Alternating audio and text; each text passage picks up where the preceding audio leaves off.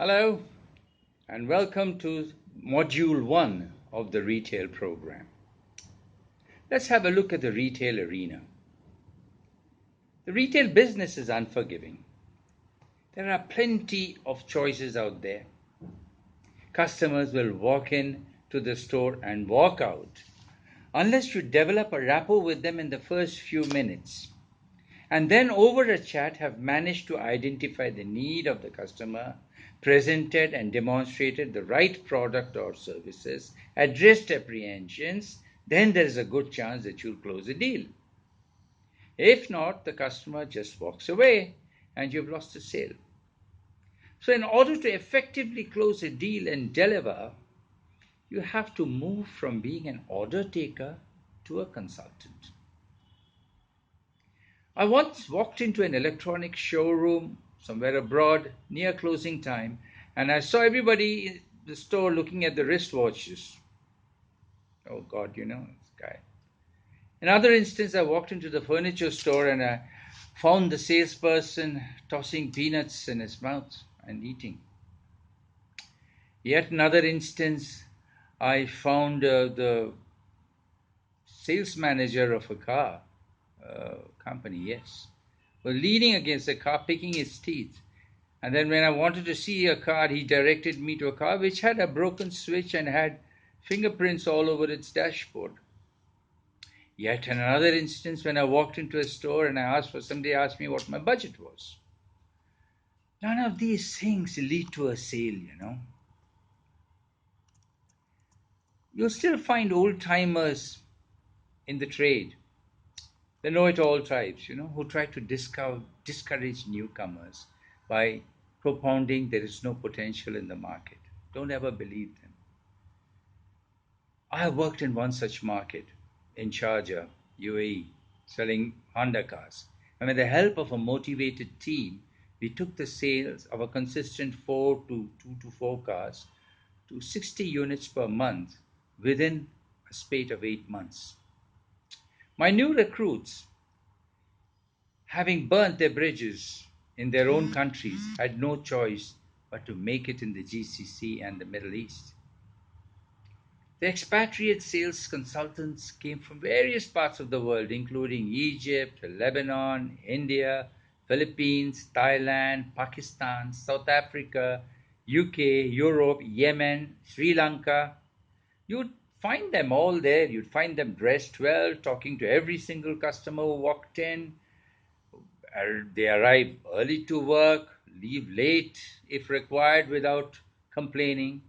They used to follow the dealer management system, learned how to take control of the sale, and today are successful managers across the world.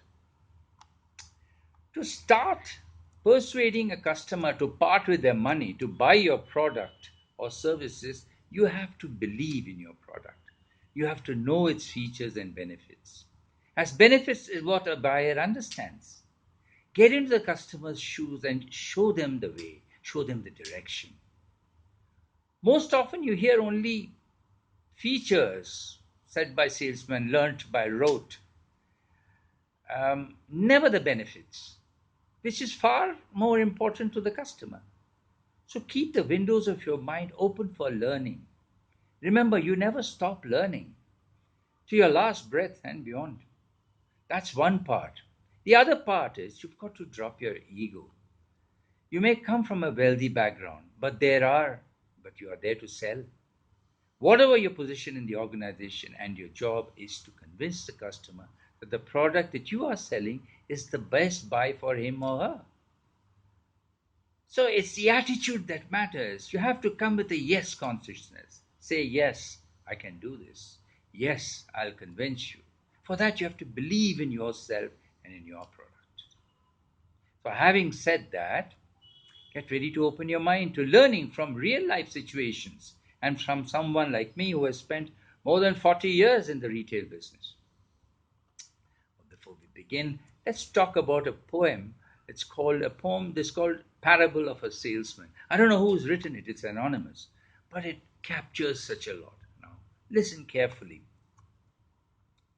Many years ago, there came through the gates of a city a salesman from far off land. And it came to pass, as the days went by, he sold plenty. And in that city, there were those that were salesmen, or rather order takers, those that spent their days adding excuses to their daily sales reports. They were astonished, and they said to one another, "How does he sell when we cannot?" Oh, one day they were gathered in the back office, and a wise man came in. They questioned him, saying, "How is this that this stranger comes to our city and accomplishes the impossible?" The wise man said, "The person you're talking about rises very early in the morning and goes to work full of enthusiasm. He does not complain, neither does he criticize his competitors. He's neat, tidy, and dresses well, while you go with your faces unshaven, clothes not pressed, and a negative attitude. While you gather here and say to one another, 'Oh, this is a terrible day to work,' he's already in the market. And when the last day of the month comes, he needs no excuses as he has got the result. He knows how to present his product and say the right words. Customers offer all kinds of excuses to him when he meets them. Yet, when he leaves them, he has their orders in his order book. He takes with him two angels. They're called inspiration and perspiration, and works really at advice. I advise you to go and do likewise.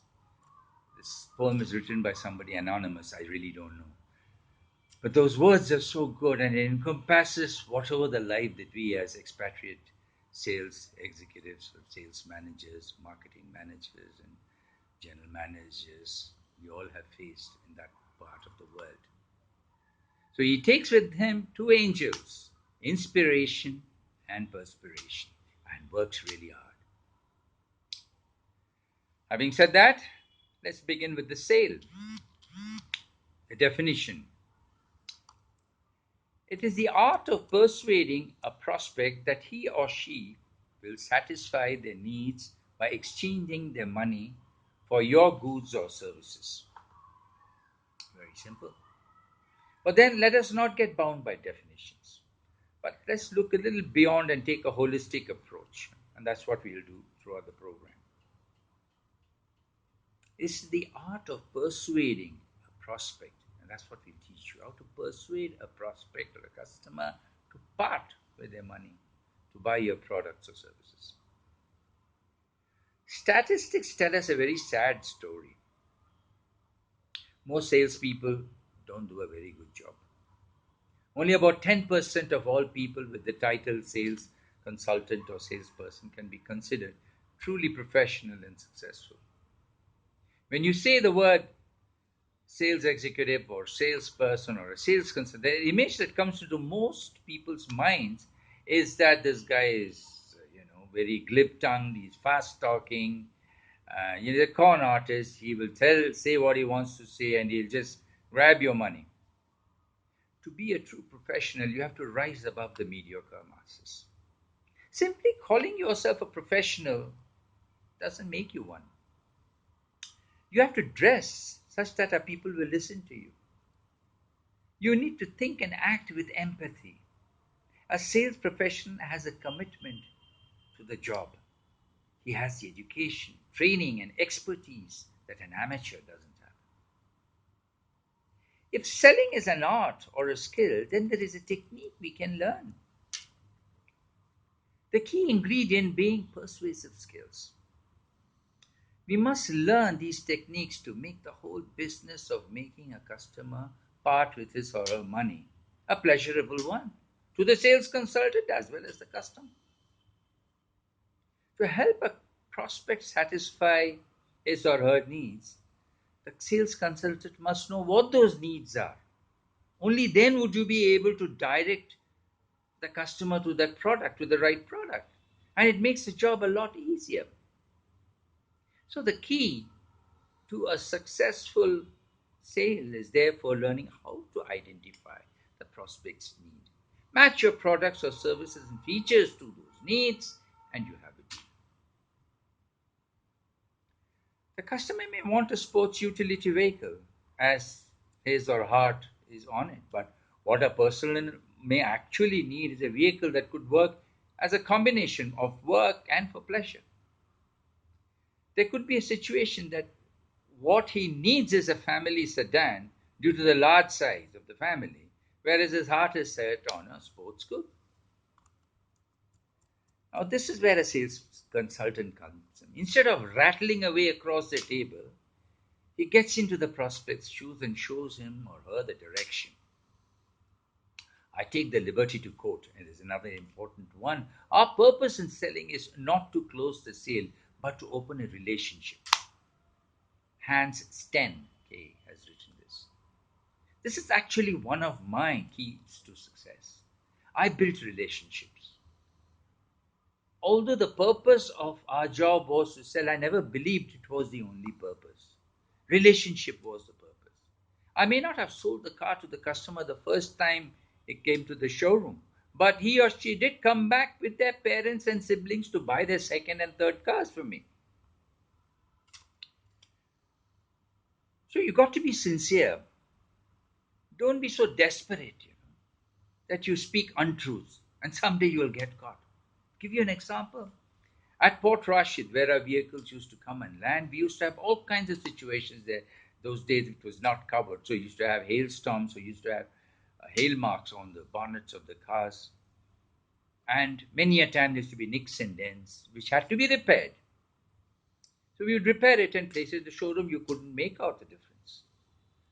And when I would see those cars on the floor, much to the sales executives' discomfort, I would come and tell the customer, listen, perhaps you haven't noticed, but there's a dent on this car. There was a nick because of so and so reason, because of the hailstorm or whatever.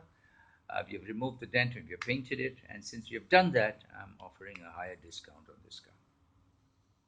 I would rather lose a deal than have a customer discover the repair at a later stage. I hope you get the drift of what I'm saying. Whatever you do, do it honestly, do it straightforward. Don't try to hide things from customers just to get a sale. So I'll see you then in the next module where we will discuss the first steps of the sale. Thank you very much. See you again.